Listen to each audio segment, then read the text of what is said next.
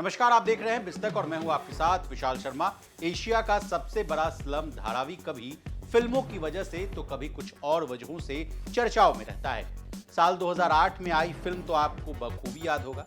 इस फिल्म में धारावी को दिखाया गया था, जिसके बाद कई टूरिस्ट धारावी की जीवन को देखने आते रहते हैं। अब इसी धारावी को लेकर बड़ी खबर सामने आ रही है। अब आपको तो पता ही होगा कि 1882 में अंग्रेजों के द्वारा बसाया हुआ धारावी को अडानी ग्रुप रीडेवलप करने वाला है।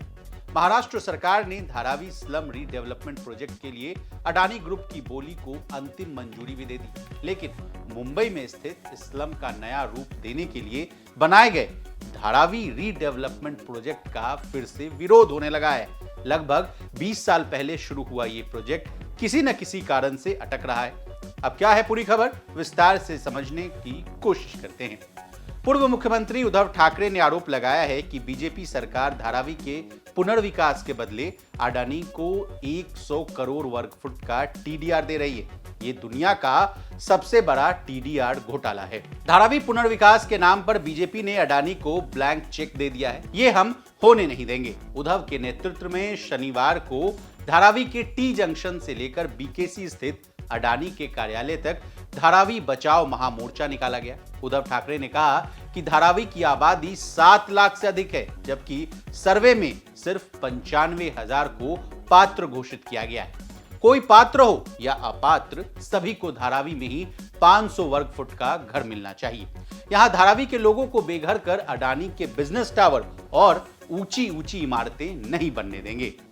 अब उद्धव ठाकरे ने इस प्रोजेक्ट को लेकर और क्या-क्या बातें कही हैं, ये भी जान लीजिए। उद्धव के निशाने पर पीएम मोदी और उप मुख्यमंत्री देवेंद्र फडणवीस रहे। उद्धव ने आरोप लगाया कि साल 2022 से लेकर 2023 के बीच सरकार ने जितने जीआर अडानी के लिए निकाले हैं, उतने कभी किसी विभाग के लिए नहीं निकाले गए हैं।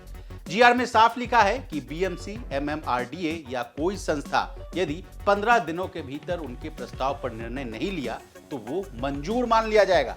क्या इस तरह का आदेश अन्य डेवलपर के लिए भी आज तक दिया गया है? अडानी को इस योजना के लिए 4 गुना एफएसआई, स्टैंप ड्यूटी, प्रीमियम, विकास शुल्क, जीएसटी, सुधार शुल्क, जांच शुल्क और डिपॉजिट माफ कर दिया गया है। ये कहना है उद्धव ठाकरे का।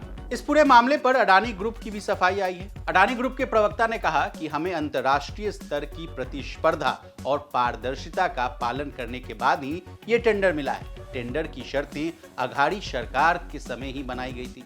सभी पात्र लोगों को धारावी में ही घर मिलेगा। अपात्र लोगों को भी रेंटल हाउसिंग योजना के तहत घर प्रदान किए जाएंगे। टीडीआर को लेकर भी सभी व्यवस्थाएं टेंडर नियमों के तहत हैं। इसकी निगरानी महाराष्ट्र की सरकार कर रही है। बता दें, धारावी स्लम को नया रूप देने के लिए धारावी रीडेवलपमेंट प्रोजेक्ट बनाया गया था। ये पूरा प्रोजेक्ट 259 हेक्टेयर में फैला हुआ है। अडानी ग्रुप की कंपनी अडानी रियल्टी ने इस प्रोजेक्ट को बनाने के लिए 5069 यानी 5069 करोड़ रुपए की बोली लगाई थी, जिसको महाराष्ट्र सरकार ने अंतिम मंजूरी दे दी। अब यह प्रोजेक्ट अडानी ग्रुप की कंपनी को देने पर विरोध हो रहा है। जिस रीडेवलपमेंट प्रोजेक्ट की इतनी चर्चा हो रही है, उसके बारे में भी जानकारी ले लीजिए। धारावी लगभग 269 हेक्टेयर में फैली स्लम है। बांद्रा कुर्ला कॉम्प्लेक्स से नजदीक होने के चलते ये जगह काफी कीमती है। यहाँ चमड़ा और बर्तन समेत कई तरह के प्रोडक्ट्स बनाए जाते हैं, जिनमें लगभग 1 लाख लोगों को रोजगार मिला हुआ है।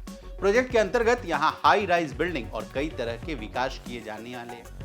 2004 में शुरू किए गए इस प्रोजेक्ट के चलते 68,000 लोगों को कहीं और बसाने का प्लान है। इसके लिए उन्हें बने हुए मकान देने का वादा भी किया गया था।